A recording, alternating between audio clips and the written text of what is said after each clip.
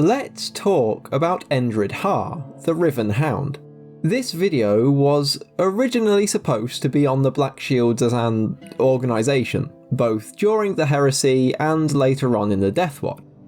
But then I remembered that Endryd Har existed and wrote basically an entire script about just him instead, because he is surprisingly interesting for what is, at the end of the day, just one admittedly large space marine who shows up in a couple of books. So here is that video about that space marine, I guess. Before we get into the video, I do just want to quickly thank my channel members, Vort, Cersei, Victory Kaiser, Kraydog and Jewish Dictionary, for supporting me, as well as ask you, if you haven't already, to like, subscribe and maybe leave a comment. It really does help smaller channels like mine more than you probably expect. Anyway, on with the video. Har was part of the first wave of initiates to the 12th Legion, before they were known as the World Eaters or even the War Hounds. Now, the main thing you need to keep in mind about Endrid here is that he is large. He is a big boy. He came from the Imperial Gene Works on Terra, implying that he had already been altered before undergoing the Astartes process. And he also had a lot of Thunder Warrior stuff going on. Like, it's never explicitly stated, but this man is a Thunder Warrior, or at least a hybrid of Thunder Warrior and Astartes. During one of their earliest deployments, Har and the rest of the War Hounds were sent to subdue the Cerberus prison colony, which had been in a state of near-constant rioting and mob violence for a bit too long for Big E's tastes. These riots were apparently led by the Endryd Har, a cadre of Thunder Warriors that had escaped the Cull at Mount Ararat, and who Endryd notably referred to as his brothers. Unlike his other, unrelated brothers amongst the War Hounds, who could not hope to match a Thunder Warrior in open battle, Har apparently managed to win a 1v1 with a member of the Endryd Har by breaking his opponent's neck. In addition to demonstrably being at least a match in size and strength to a Thunder Warrior, Har also had a Raptor Imperialis tattoo. The Raptor Imperialis being this thing, the symbol of the Thunder Warriors. He mentions that he had dreams of thunder, whatever that means, and he also just outright says that he fought alongside the Emperor during the Unification Wars. He was also just a very angry bloke. Like, even without the butcher's nails, he doesn't seem out of place compared to, say, Khan, the literal embodiment of the angry god. He repeatedly survived dire wounds and returned time and time again from battles that had seen the deaths of all those around him. The Khan comparison is looking more and more fitting as we go on, actually. My personal headcanon for all of that is that Endryd was an attempt to see if the Thunder Warriors could have been salvaged and made into Astartes, sort of like the Firstborn to Primaris pipeline in the modern day. And while he was indeed proof that it was possible, it was just such a wasteful process that the Thunder Warriors were ultimately just scrapped and killed off instead.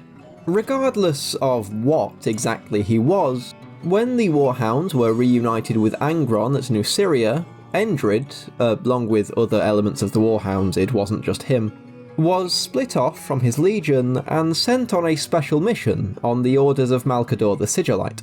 Fortunately for Endryd, this meant that he not only managed to avoid being implanted with the Butcher's nails, he also managed to avoid being culled on the surface of Istvan III, like the other loyalists within the World Eaters. Unfortunately for Endryd, he was later found and imprisoned by loyalists, and sent to the vault below the Emperor's palace on Terra. However, he managed to escape, mainly due to his sheer girth, and killed the loyalist forces sent after him, despite his own loyalty to the Emperor. When he realised that Angron and the World Eaters had betrayed the Emperor, Endryd was driven mad with grief.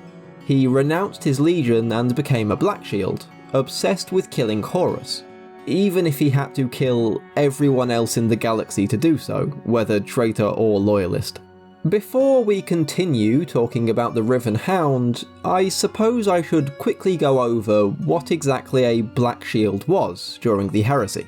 The term means something different in the modern day. They are now members of the Death Watch who don't display which chapter they originally came from, for whatever reason, but the origins of that term come from the Heresy era Black Shields.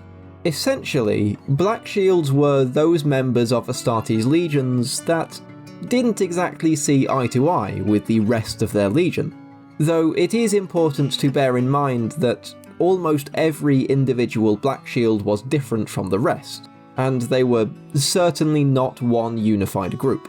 There were the obvious loyalist elements from the traitor legions, in addition to traitor-aligned groups within loyalist legions, other groups who just couldn't care less about the heresy and would rather wander off to do their own thing, and even rare cases of warriors who had simply never known what legion they had originally belonged to. Just as their reasons for abandoning their legions varied, so too did their heraldry. Some warriors would strip their armour of any identifying heraldry or markings, which is what gave them their name if you hadn't figured that out yet, as many of them opted to paint their armour solid black, as it was both simple and very fashionable at the time. Some would retain their original legion's markings and view themselves as the true sons of their legion, and some, amongst those legions who had had their armour changed by their Primarch, like the World Eaters or Death Guard, would instead revert back to their original pre-Primarch colours. There were a bunch of really cool Black Shield warbands from the Heresy, and I will almost certainly eventually cover some of my personal favourites, but this video isn't about them. It is about Mr. Har, so let's get back on track and talk about him again.